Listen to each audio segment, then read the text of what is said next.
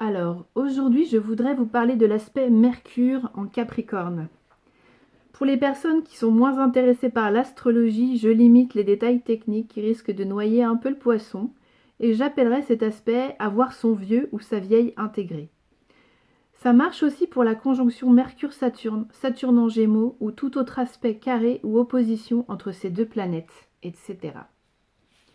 Alors c'est une configuration qui m'intéresse puisqu'elle me concerne. J'ai une conjonction comme ça, plutôt pas très bien aspectée, et je l'ai trouvée très difficile à vivre et à appréhender.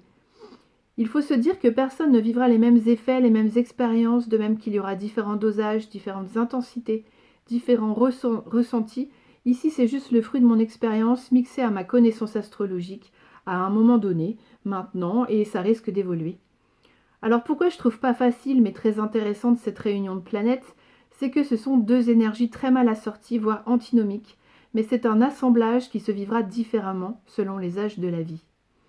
D'abord, ça concerne Mercure, donc notre intellect, la manière de réfléchir, de comprendre et de voir les choses, et puis ensuite notre expression, la voix, la parole, la manière de communiquer tout ça. Saturne, lui, va ajouter une structure et une façon d'appréhender le temps. Je dirais que si vous demandez à quelqu'un de jeune s'il peine à s'imaginer vieux ou si c'est déjà une idée bien intégrée, eh ben ça vous dira son lien avec Saturne, s'il est plutôt tendu ou plutôt lâche. Moi, par exemple, je me trouvais déjà vieille petite fille et j'avais déjà en arrière-plan qu'il faudrait durer, que ce serait peut-être long et pénible, comme un arrière-goût de pessimisme ou de lucidité, ça dépendait de mon humeur. Cet aspect donc rendra la parole plus réflexive et plus austère, bridant la spontanéité, la fraîcheur, et viendra mettre bien plus de maturité que demandé à un enfant par exemple. L'enfant sera plus mature et réfléchi, ce qui risquera de dérouter ses collègues copains autant que les profs ou les adultes. Il pourra donc se sentir isolé ou rejeté voire incompris, et si d'autres aspects ne favorisent pas dans son thème l'énergie plus sociable, facétieuse et adaptable d'un Gémeaux ou d'une Balance. Alors oui, c'est toujours pratique les signes d'air socialement parlant, mais ils ont eux aussi leurs boulets et leurs casseroles, qui serait là plutôt une suradaptation au monde extérieur, mais c'est un autre sujet, une autre ambiance.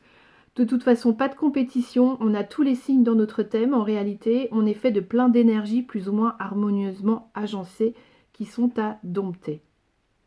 Alors bref, donc les Mercure en Capricorne, ça peut faire des communicants très pragmatiques, très consciencieux, très scolaires, comme des timides invétérés, ou des élèves récalcitrants à l'autorité, ou des enfants qui parlent très tard, ou des gens avec des problèmes de voix, d'élocution, et même des cyclotimiques. C'est un aspect qui freine, qui bloque ou qui avance vite. Par à coup, ça oscille et c'est déroutant. La voix est retenue, prise en otage par ce Saturne pour le meilleur et pour le pire. L'avantage des planètes, c'est qu'elles bougent tout le temps, comme la vie, et que les choses peuvent venir se débloquer à un moment donné. Euh, Ici, tout est à découvrir et à conscientiser. Votre thème, c'est la photo des planètes prises le jour de votre naissance. Ensuite, tout peut bouger si on actionne, mais pour actionner, il faut comprendre. Alors, le rapport au temps avec cette conjonction, ou ce rapport Saturne-Mercure, c'est ce qu'il y a de plus fascinant. Mercure, c'est la planète de la jeunesse, de la fraîcheur, de la rapidité, c'est nous enfants, et Saturne, lui, c'est le vieux ou la vieille, le temps, la sagesse, la structure, la lenteur. Donc il est fort possible que cet aspect plutôt contraignant et fatigant, il faut bien le dire, devienne un atout avec l'âge, parce que oui, à force d'être bridé, obligé de réfléchir, de travailler dur, on arrive à une certaine maîtrise dans un domaine en particulier, et là il faut regarder là où les maisons qui sont impactées. En plus, un vieux ou une vieille qui fait jeune physiquement ou même d'esprit, c'est toujours mieux accepté par la société que des vieux enfants trop sages. Et encore, ça peut aussi énerver. Autre atout presque magique et qu'on ignore, c'est que la cohabitation permanente du passé et du futur, de la jeunesse, de la vieillesse, favorise la circulation des informations entre ces deux pôles, comme des allers-retours dans le temps qui permettront un recul nécessaire pour la mise en place d'un projet à long terme. Ça, c'est très Capricorne, mais cette fois au service de Mercure et de la joie, qui trouverait une vocation épanouissante. Là, il peut devenir bien stable et donc bien fiable.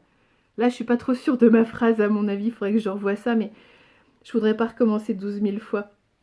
Alors, pour résumer, c'est comme si on avait le don de double vue, qu'on était déjà allé sur la montagne dans une autre vie et qu'on pouvait revenir aider notre jeune moi, Mercure le débutant un peu alourdi par le vieux Saturne sur son dos, qui mettrait donc plus de temps pour réussir, mais serait fier de son ascension à bras nus et raccourcie, mais seul.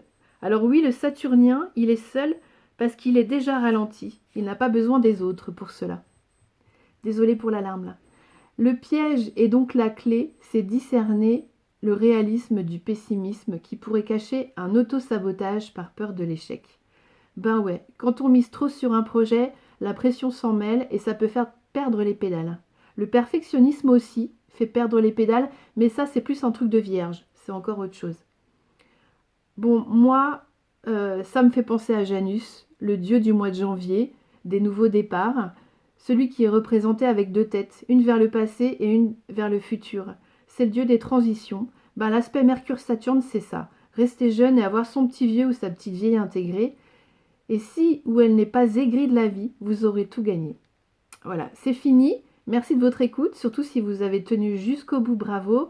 Ce qui serait cool, c'est de me donner des appréciations pour que je me peaufine. Si vous avez des questions, j'y répondrai avec plaisir. Et merci pour les personnes qui mettront des likes. Ça me nourrit, ça me fait du bien, ça me donne envie de continuer. Hasta la vista, por favor, et à bientôt.